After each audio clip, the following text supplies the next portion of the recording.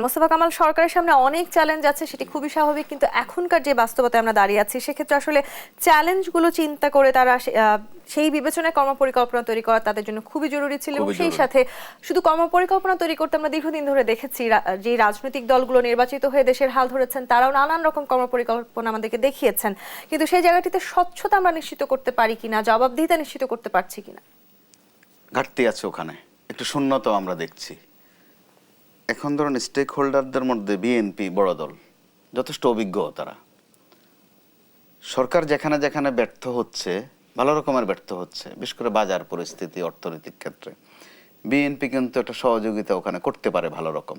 বিএনপির দিক থেকে সতর্কতা মানে দেয়া হচ্ছে, এই সরকার যেন সফল হয় সেই আশাবাদ তারা ব্যক্ত করছেন।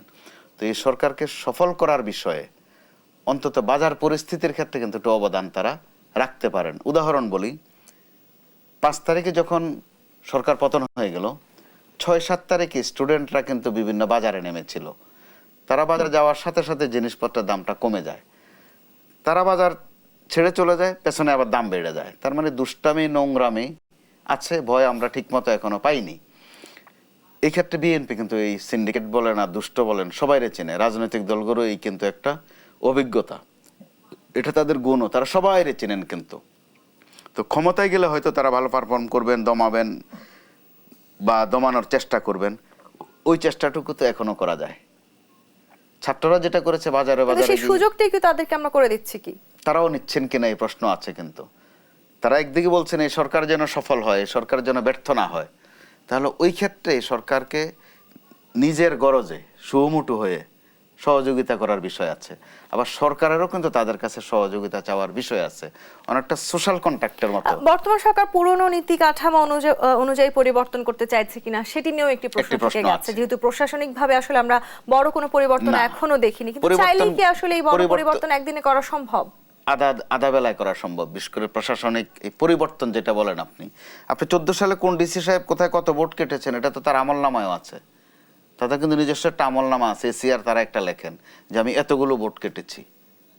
পুলিশের যে কর্মকর্তাগুলো আছে, আমার কাছে বেশ কিছু কপি আছে, যে আমি 17টা পুলিশ শিবিরকে পিটিয়েছি, 3টাকে গুম করেছি, আইসিটি মামলা দিকে এতগুলোকে আমি পিটিয়েছি। তারা কিন্তু দিব্যি চেয়ারে চেয়ারে আছেন। এর ফলে পুলিশ বলেন বা বিভিন্ন সেক্টরে বলেন, কিছু মুন্সি সাহেব থাকেন, থানায় মুন্সি সাহেব বলে। আর ঢাকায় যখন, অর্থাৎ অফিসে, এসপি অফিস অথবা আইজিপি সাহেবের অফিস বা ডিএমপিতে, তখন আরো যে মুন্সি বলে না, বাংলায় বলে না, বলে যে স্টাফ অফিসার, ইংরেজি দিয়ে বলে। উদ্দেশ্য হচ্ছে তারা একটু কালেকশন ভালো পারেন, সোশ্যাল কানেকশন ভালো, সবাইরে চেনেন, একটা কমিউনিকেশন তারা এখানে করেন। এটা কিন্তু বাণিজ্যের মতো, যত না চাকরি তার চেয়ে বেশি বাণিজ্য। তারা কিন্তু সুন্দর মতো বহাল তবিয়তে আছে। বেনজির সাহেবকে যিনি বোট ক্লাবে নিয়ে যেতেন, ওই লোকগুলো কোথায়? ঠিকঠাক মতো আছে। এখন কোন সাহেবদের সাথে আছেন আপনি খবর নেন। বিভিন্ন জায়গাতে ক্যাসিনোর থেকে যারা একটু সুন্দর কালেকশন করতেন, পুলিশ কর্মকর্তা, তারা এখন কোথায় আছেন খবর নেন। তারা ভিন দেশে চলে যান নাই, চাঁদের দেশেও চলে যান নাই, ঠিকঠাক মতোই আছেন। বা মাঝে মধ্যে সময় সুযোগে একটা আওয়ামী লীগের সমালোচনা করেন, নিজে অত্যন্ত উনি সহি শুদ্ধ এমন একটা ভাব করেন। আর কখনো বিএনপি করছেন, এগুলো একটু দাবি করেন, ছাত্রদল করছেন, এগুলো একটু দাবি করেন, দাবি করে বুঝাতে চান যে উনি একজন বঞ্চিত, বড় ভালো মানুষ তিনি। তারা কিন্তু এই সুযোগে বড় বড় চেয়ারে বসে যাচ্ছেন। আমি এই কারণেই বলছি, হাতগুলো বড় পাকা। আপনি নির্বাচন দেন, তড়িগড়ি নির্বাচন দেন, তারাও বোধহয় ওইটিয়ে যাচ্ছে। তারা তাদের ক্যারিশমা দেখাবে, কারণ একটা এক্সপার্টিজম তো তারা অর্জন করে ফেলেছে, তারা কাস্টমার পাবে।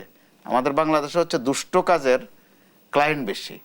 যত দ্রুত সম্ভব আসলে আমাদেরকে সেই জায়গাগুলোতে সংস্কার আনা প্রয়োজন ছিল।